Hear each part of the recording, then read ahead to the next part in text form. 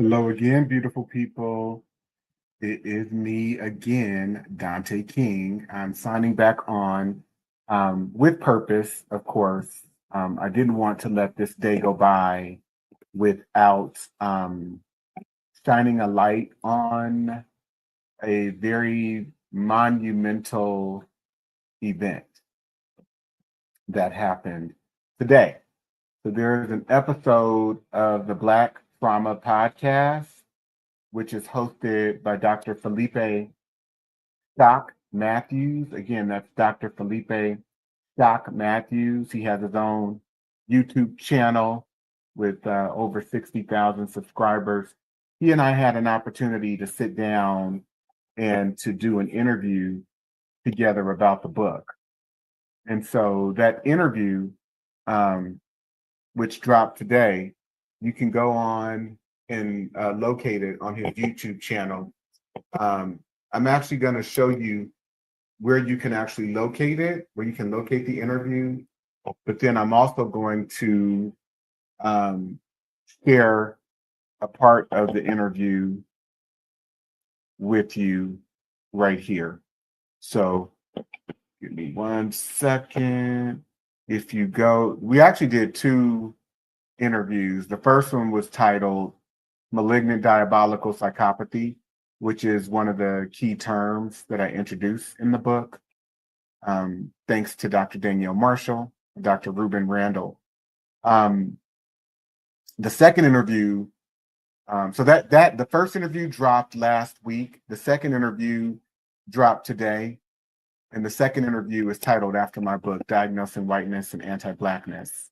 So if you go on over to Dr. Phillippe Matthews' channel, Dr. Phillippe Shock Matthews, his YouTube channel, go ahead and subscribe. You can access this episode, Diagnosing Whiteness and Anti-Blackness. It just launched today, as you can see, 5 hours ago, and already it's been viewed by almost 300 people. So I'm going to play a clip of it here for all of you great, wonderful people. So I'll play a clip here, and then you can go and locate it on your own if you are interested in watching it. Okay, so give me 1 second.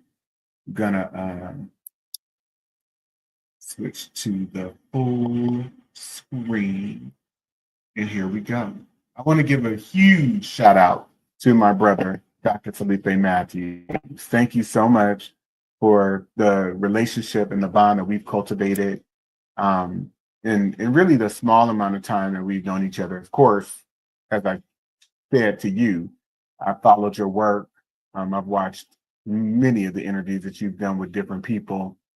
And I'm so grateful for such a time as this, that when my work is flourishing the way that it has been, the way that it is, that you still have your platform and that you opened up your platform to my work and to someone like me. I appreciate you tremendously.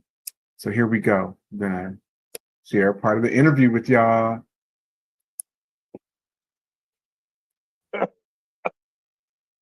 Hey, everybody. Welcome back to First Frequency and One to Shock Metaphysics. It's me, the Reverend Dr. Phillippe Shock Matthews, a.k.a. the Metaphysical Morpheus. And this is the Black Trauma Podcast. And he blew records and blew out the internet in our first session. And so I'm having him back. And we kind of threatened you anyway and told you he was going to be back because he's got a new book out. It has finally arrived, Diagnosing Whiteness and Anti-Blackness. Welcome back to the platform, my beloved Dante King. How are you?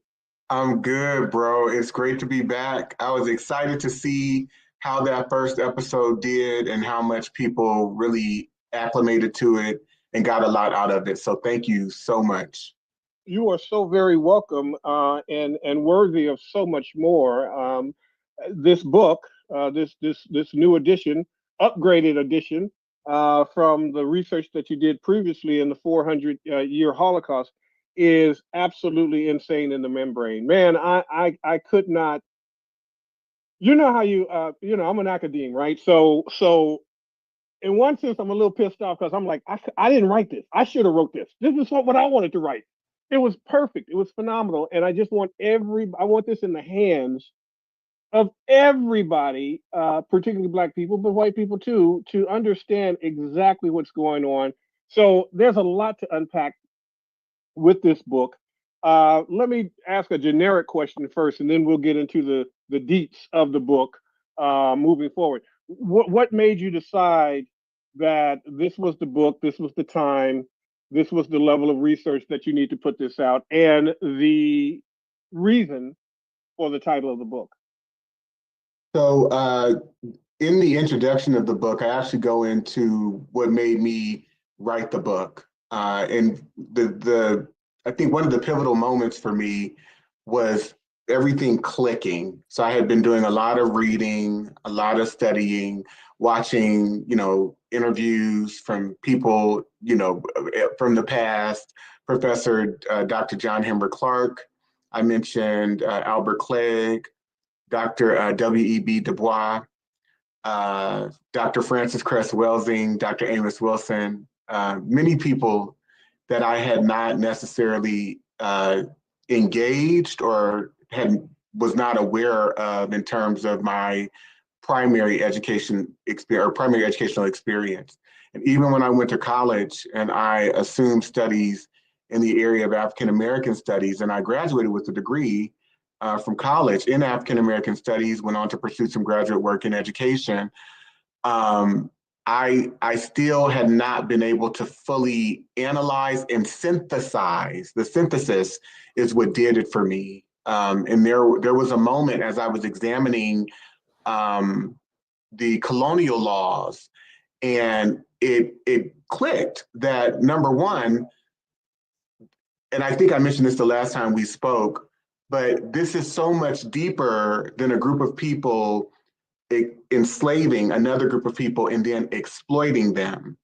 What you can see in the reveal of colonial level laws is this hyper focus on Black people. And I was going to ask you, I'm not sure if it's okay or appropriate for me to share maybe a slide deck that I use at conferences to kind of share with the audience. You want to share that now? Let me give you sharing Yeah. capabilities. Absolutely. Are you kidding me? Okay. As they say, you had me at hello. Hold on a second. Let's see now. How do I do this? Okay, hold on. Host tools. There we go. Allow participants to share screen. You are up. Go Oh, for it. wow. I appreciate that because I think many times some people can get lost in us talking around these No variables doubt. rather than Sure. giving them like an explicit example. So this is just one example, and it's a law that is enacted in Virginia concerning Black people and what Black people are allowed and not allowed to do. Okay. And this law was enacted because of the importation of many more African people that they were bringing into the shores of the coastline of Virginia at this time. And so they started to see Black people communing, eating together, many of which were from Angola. And so they spoke the same language in some cases, in many cases, actually. So I'll get to it. This act is preventing Negro insurrections. And so Hold why on. We would, don't see it. Wait a minute. Duncan started sharing the screen. Double okay, click to enter full mode. Okay. okay, Wait. Hold on. Wait a minute. Now what's okay? There it is. Okay. Now it can okay. come up now. Whoo! Don't It scare just me take like a that. Okay. second. Here we go. So Go for it. why would there need to be a law implemented preventing Negro insurrections? Well, because Negroes or Black people didn't take lightly the fact that they were being subjected to whippings and beatings and flogging, the fact that both people in the legal structure in the legislature, as well as everyday white people, had permission to both prostitute Black women, had permission to prostitute young Black girls and engage in sex trafficking, human sex trafficking, and pedophilia, acts of pedophilia using young Black boys and Black girls as sex objects, the fact that Black people could not protect themselves against these types of very vile and cruel actions, predatory actions. And so they implemented this law preventing Negro insurrections. And so I want to examine this with you if we can, my brother. Please. So it says, whereas the frequent meeting of considerable numbers of Negro slaves under pretense of feast and burials is judged of dangerous consequence, for prevention whereof for the future, be it enacted by the king's most excellent majesty by and with the consent of the General Assembly, and it is hereby enacted by the authority aforesaid, that from and after the publication of this law, it shall not be lawful for any Negro or other slave to carry or arm himself with any club, staff, gun, sword, or any other weapon of defense or offense, nor to go or depart from his master's ground without a certificate from his master, mistress, or overseer, and such permission not to be granted but upon particular and necessary occasions. A few things I want to point out about this initial portion of this law is that it's dealing with the movement, not just of people that they are classifying as slaves, because that slaves in that position, societal position, indicates a certain class of people, people who are in bondage, people who are exploited, people who labor for free under militaristic force, right? But they're also identifying Negro, which is another classification. And it is the classification or identifier that we still carry today. And so these laws are aimed explicitly against Black people, i.e., they are inherently anti-Black. And so America is founded upon an orientation of anti-Blackness, not just white supremacy. And I think this is so important to understand, because this is not only teaching white people how they should deal with Black people, but it's teaching indigenous people how they can deal with Black people and what's permissible in terms of enacting behavior or violent behavior against Black people. It's also shaping the cultural orientation that Black people come through. We are being given permission to be violent towards each other. And so it goes on to say, and every Negro, not just slave, and every Negro or slave so offending, not having a certificate as aforesaid, shall be sent to the next constable, who is hereby enjoined and required to give the said Negro 20 lashes on his bare back, well laid on, and so sent home to his said master, mistress, or overseer. And it is further enacted by the authority aforesaid that if any Negro, notice, we're not just talking about slaves, if any Negro or other slave shall presume or lift up his hand in opposition against any Christian, shall for every such offense, upon due proof made thereof by the oath of the party before a magistrate, having received 30 lashes on his bare back well laid on. This law gives us a window into the reality that white people can just assert or allege that something is happening to them or to someone else, or that something is true, and they are just believed, because inherent within the American cultural situation and American institutions and the American legal system is the benefit of the doubt, the assumption of good intent, the assumption that white people are of good character and can be believed all the time. And so inherent within the legal process is the legitimacy and the validating of white suspicion, which is why the safety of non-white people, the safety of Black people inherently depends upon the way white people feel in any given moment. And so the last Go back to that slide again. Go back to that slide again, beloved, because one of the things that I do want to point out for the people that are watching, it says against any Christian. I want to be very clear how Christianity and whiteness is one and the same. There's a level of religious hierarchy that now, you know, many Black people are Christians, and I want you to understand exactly how this religion has been used to legitimize your brutality of your ancestors. Yeah, and if I may, because I'm going to come back to this thought, but I want to hit on exactly what you just said, because from a factual perspective, and this is not you know our dear brother Dr. Shock Matthews' opinion at all. He's No, coming. He's not at all. you are coming at this from a factual perspective, and I think one of the pieces that was revelatory for me.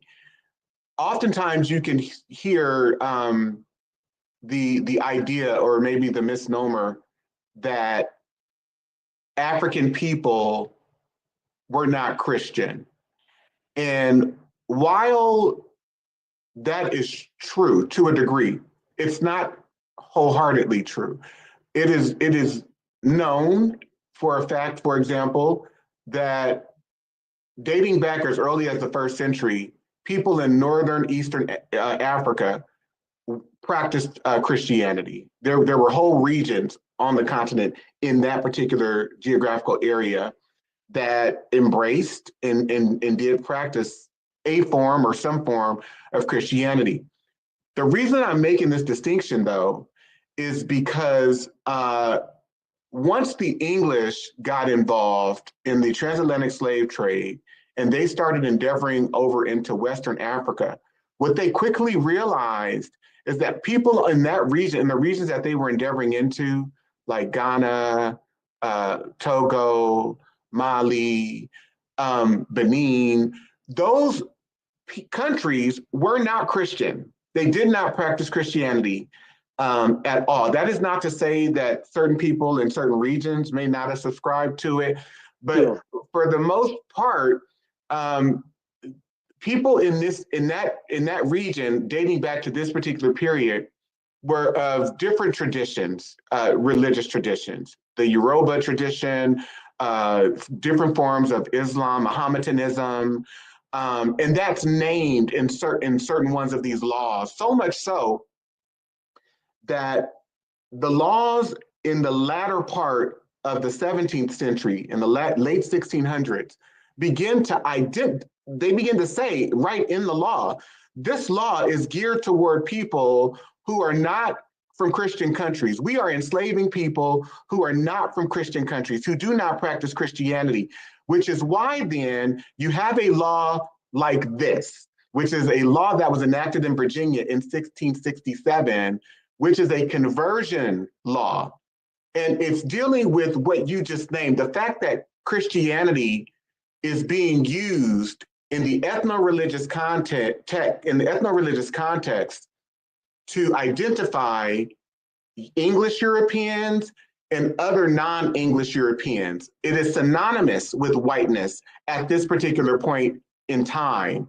And so this 1667 law focuses on that because the variable that came along with Christianity as a legal category was the benefit of Christianity. Christians could not be enslaved per English law. Well, this one law in 1667, it deals with that.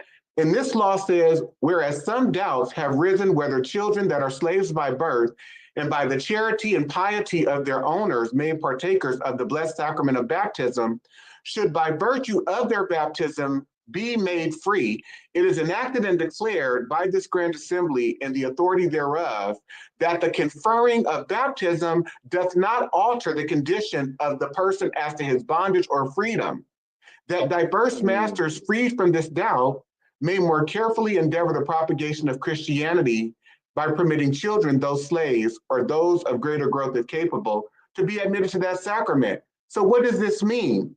This means that we can now baptize Black people who will become Christians, but it will no longer give them freedom. It no longer carries the legal benefit of freedom.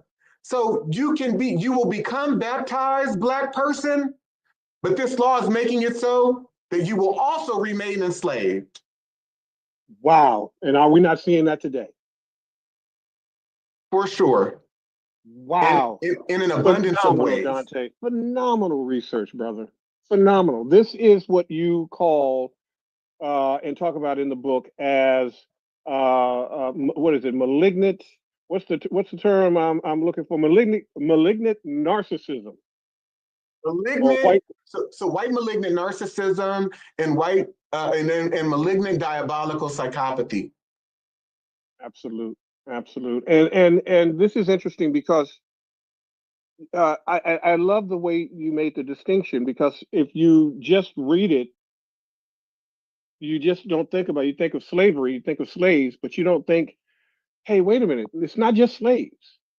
There's a target of Negroes. Why would they use that? It's very important to really take a deep dive into the languaging of these laws, Yes, and the psychopathy behind the languaging of these laws, and looking at Christianity and whiteness or white supremacy, one and the same. You can't have one without the other. that's right. And so Christianity, then, we can also understand, is a tool of psychopathic warfare Mm.